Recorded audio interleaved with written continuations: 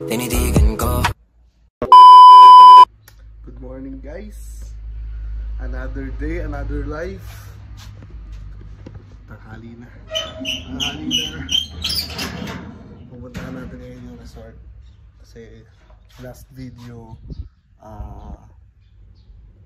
color brown siya. Tama. Color brown siya. And tingnan natin ngayon. Malinis na to actually. Nakita ko na kahapon. Pero mas malinis to ngayong araw. Panigurado.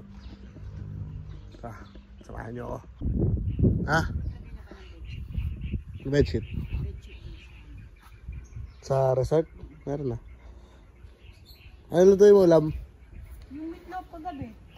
Meatloaf na naman? Meatloaf? Oo nga. Pag bibili, may pera ka ba? Ano ba bibilin?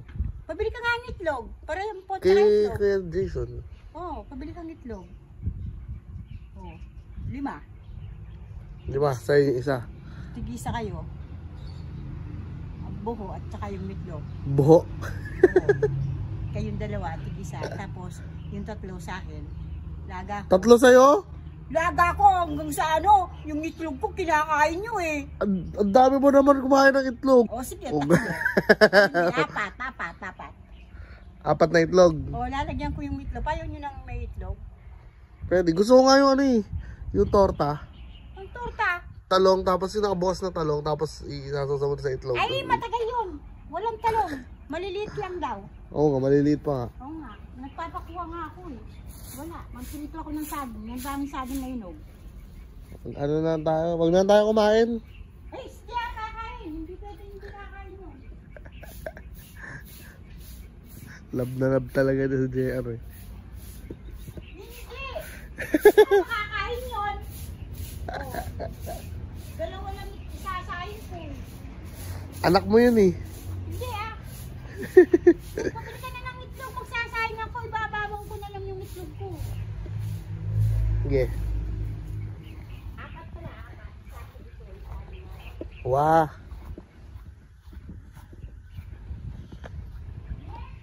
Oh. Ano? Wala tayong Yun. Joy. Lubos ko na yung saging sa loob. Mamaya na lang kay Jan Jan. Oh, pabaya na pag-uwi niya. Pabili ka. Mag-tide muna ako. Walang gold dito eh. Wa sige. Wa sige. Dar. Powder na lang ako. Dar. Wa sige.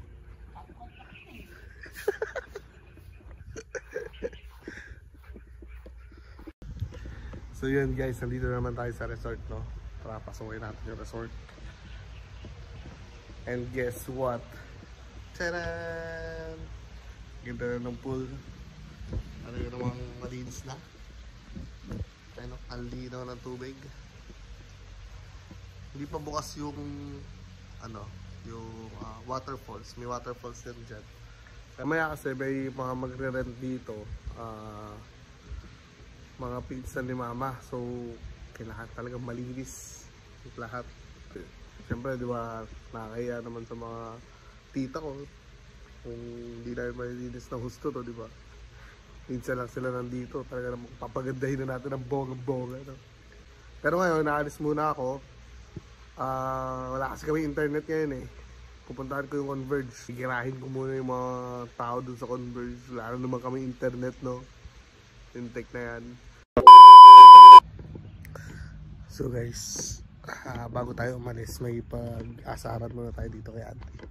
Aasarin muna natin siya.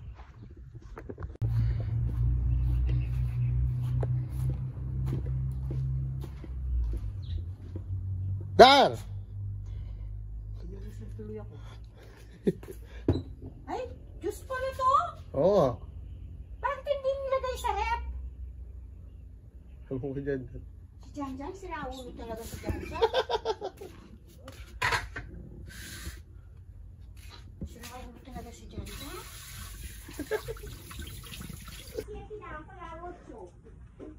Nag-uusapan natin dito, tari kuya, magkano daw itlog. Tataroy natin si Auntie. Ba't magkano ba alam mong presyo ng itlog? Ano? 7 lang, tsaka 8. 7 tsaka 8? Oo. Itlog? Wala yung dumating bibili ako nito, 10. Eh di, ang dami naman itlog, mura na. Ay, Oh. ito sa Manila, yung isang tray na medium size, 150 lang. 150? O dito, 250 eh. 300, 350, ganyan. Anong taon yun? Ngayon lang, hindi mo Ano sinasabi lang? sa... 250 to 25 na ngayon yung isang tray ng itlog. Oo nga. Oh. Hindi mo sinasabi sa Facebook, oh. Oh. Tapos dito, 10, walang bawas. Eh, nandun lang tayo sa mga binangunan, may discount ako kay Manang. Kay Manang. Bakit di kami nibigyan discount dito eh? Kay Madir. Hindi. Kaya nga galit siya sa akin eh. Si Kuya Bo. Bakit ka daw mabili? Milo. Kasi may discount ako eh. Ikaw wala. Bakit? Magkano ba? Yung walo, imbis na 65, Oh. lang binibigay ni Madir.